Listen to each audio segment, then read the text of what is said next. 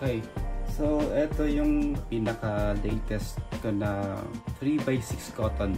Gawa siya ng, well, nakita nyo na kanina dun sa kanyang etiketa. Okay, malinaw ba? Ayan. So gawa siya ng NIFH or New International Flag House. Actually, nabili ko siya siguro mga last week. And well, wala pa rin pinagbago. Same pa rin. Yung quality ng tela niya, ganun pa rin. Compare ko dun sa previous ko na nabili. So that was 2022 pa. Mostly, di ba, yung parang may tugtong yung line. Ito wala na siya. Oh. Diretso na siya. Ito lang yung pinagkaiba nila. Ayan yung shade ng star. Ano sa ganun pa rin. Ayan yung race niya.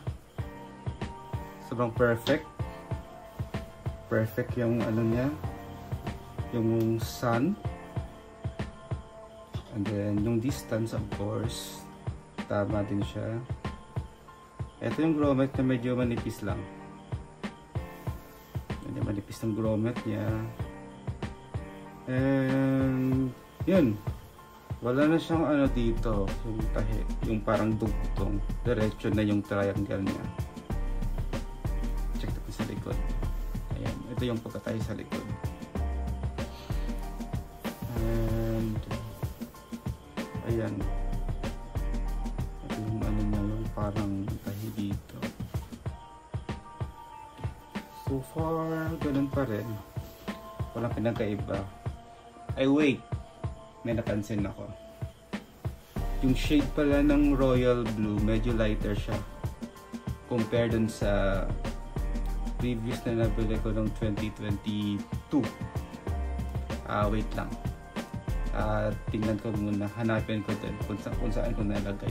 Compare ko yung ano, compare natin yung shade ng royal blue. Medyo nausog.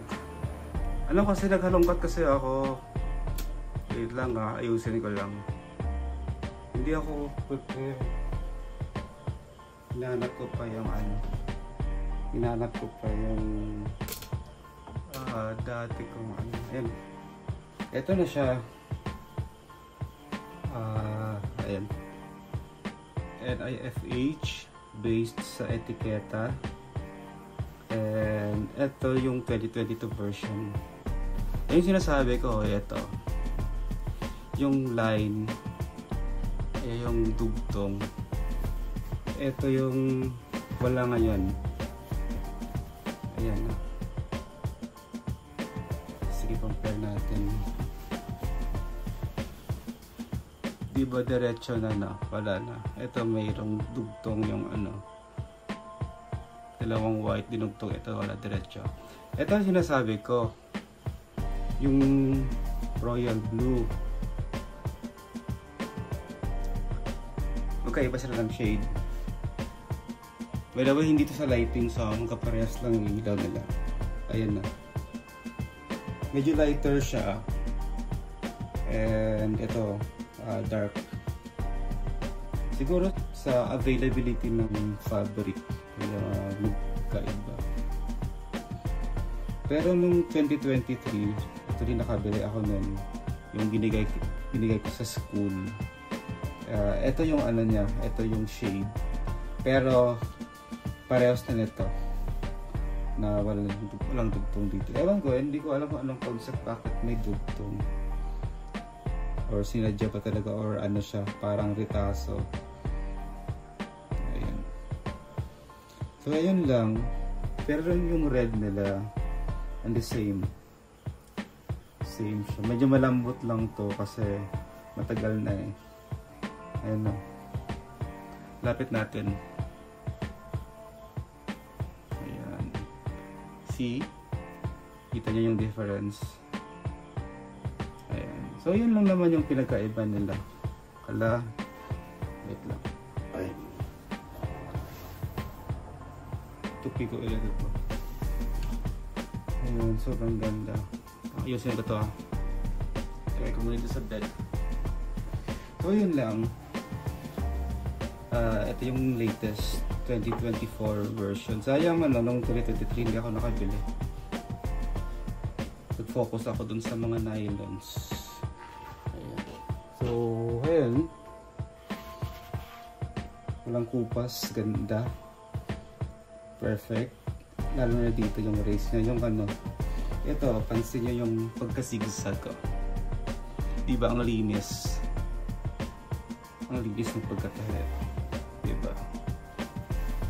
Tapos, pati yung star. Talagang siya, diretso. Equal yung sides. Walang tabing kaya dito din. Siguro yung dito na side yung pag-cut lang. Pero, yung tahi niya, yung zigzag niya. Diba? Tapos, dito din. Pulido. Pulido yung pagkagawa nila. Ayan, sobrang ganda. Kaya nga nakakapanghinayang pag ito yung gagamitin sa flagpole kasi maliban sa medyo pricey. Yun lang, sayang. Pero naman, for special occasions, maganda naman talaga yung cotton na gagamitin. So yun lang. Once again, thank you for always watching my videos and expect for more vlog videos to come. Okay, yan lang. Thank you. Bye guys. God bless everyone.